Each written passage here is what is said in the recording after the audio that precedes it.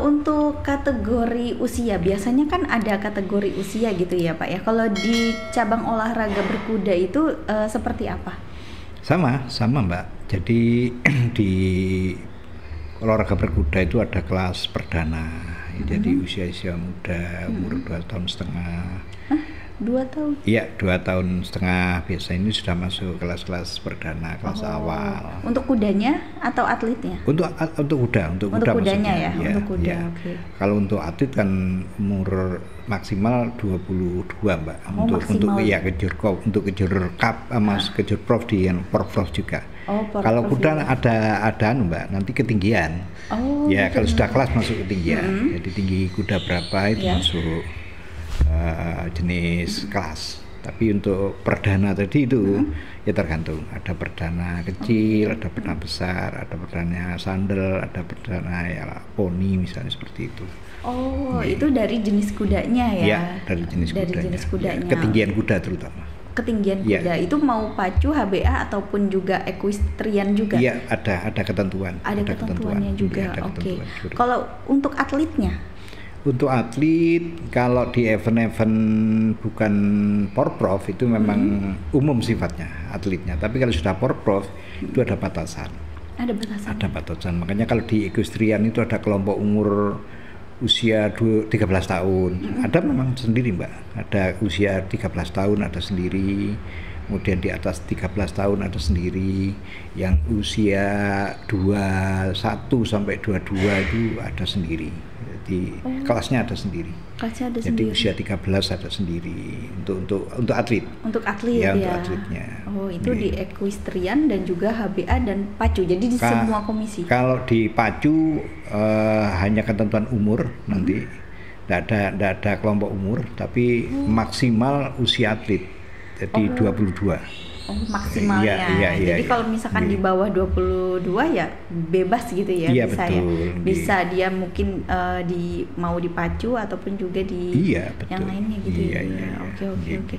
Kalau equestrian itu kan ada kelompok umurnya ya? Iya, ada kelompok umur. Berarti kalau 13 ya sudah di 13. Usia kalau 13. Di 18 di 18. Betul. Nggak boleh ya kalau misalkan di 13 dia ikut di 18 atau di 22. Biasanya kita fokus tetap ya di umur itu.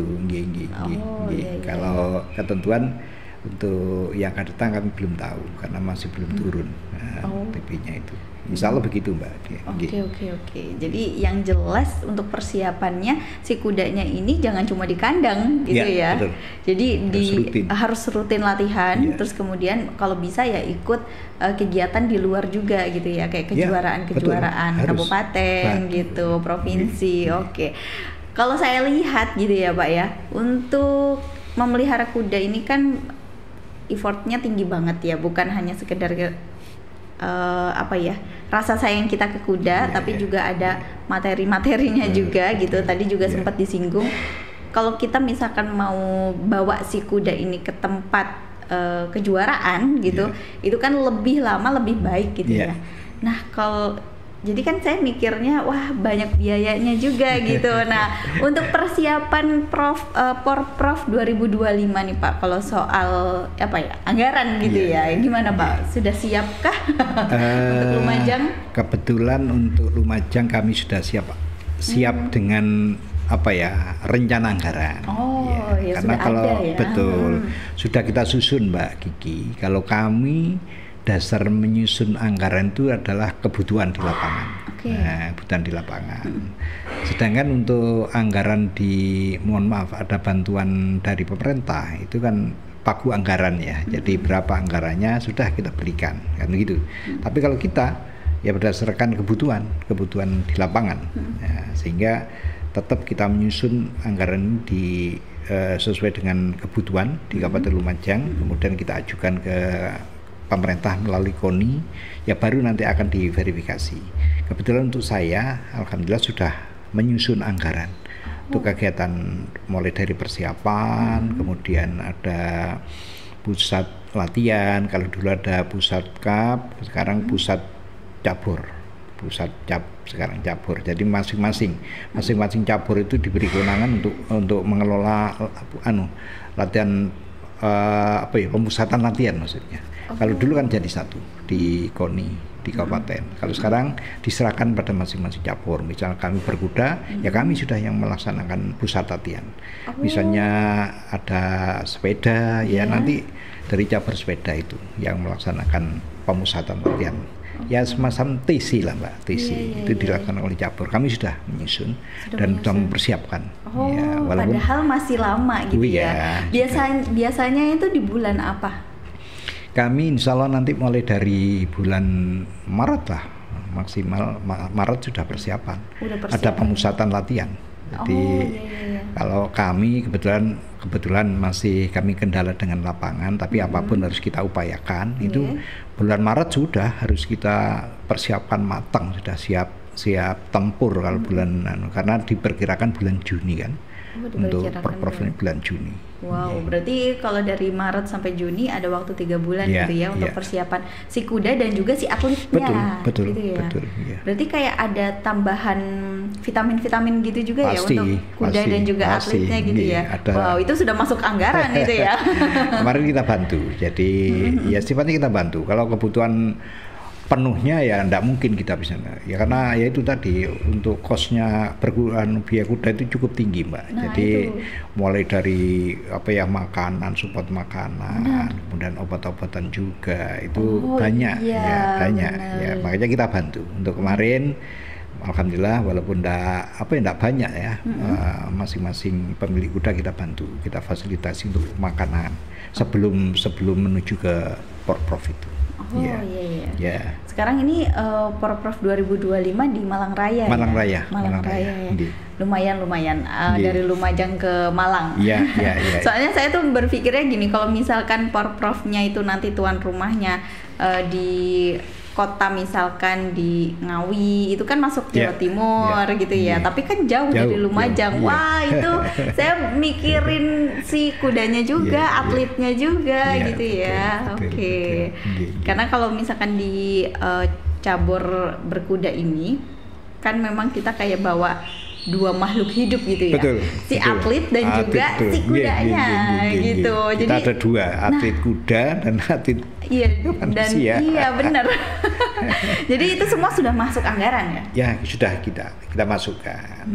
Walaupun nanti kepastiannya kita nunggu dari tim anggaran mulai dari KONI maupun pemerintah pusat. Harapan kami ya sesuai dengan mendekati kebutuhan lah. Oh iya.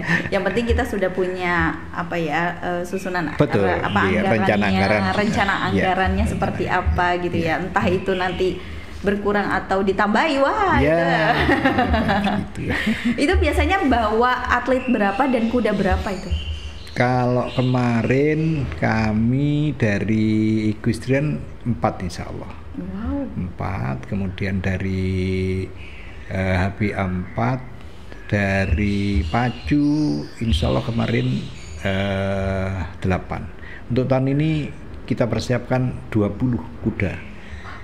Dari equestrian karena ada 5, kemudian dari HBA ada 5, dari pacu ada 11 yang kita siapkan. Termasuk hari ini ikut ke Jutprov itu 11 kuda yang kita persiapkan untuk Porprov di tahun 2025 nanti. Iya, banyak juga ya Pak. Ya, seperti itu. Iya, saya kalau mikirnya kan kalau atlet sepeda ya dia cuma bawa sepeda aja. Paling sepedanya dicuci, dilap gitu ya. Tapi kan kalau kuda itu kan 2 makhluk hidup akhirnya ya. Itu yang dirasakan kok kayaknya effortnya banget gitu ya. Oke. Tadi persiapannya juga sudah ada anggarannya juga gitu ya Pak ya. Semoga untuk Porprov 2025 kalau kemarin dapatnya silver dan juga dapatnya perunggu dan perak, besok pulang bawa silver. Amin. Harapannya seperti itu. Harapannya seperti itu. Oke, ada pesan nggak ini untuk yang menonton podcast ini? Ya, kami selaku insan berkuda ya termasuk mewakili, kami mohon dukungan karena di Kabupaten Lumajang ini punya potensi. Jadi biasanya di event-event Jawa Timur terutama masyarakat berkuda Lumajang ini cukup dapat perhatian. Jadi kami mohon dukungan dan barangkali ada semacam masukan dari masyarakat secara umum. Kami selaku pengurus masih mengharapkan ya ada beberapa masukan, sharing ya, karena saya mengakui masyarakat Lumajang masuk banyak, penggemar kuda itu masuk banyak. Makanya kalau ada event-event Lumajang luar biasa, sukses untuk penggemar. Harapan saya begitu. Ada dukungan, ada masukan, sharing. Saya tidak apa-apa. Saya misalnya ada masukan, ya sifatnya masukan untuk mengkritisi tidak apa-apa. Ya, itu kita terima. Kita tidak boleh.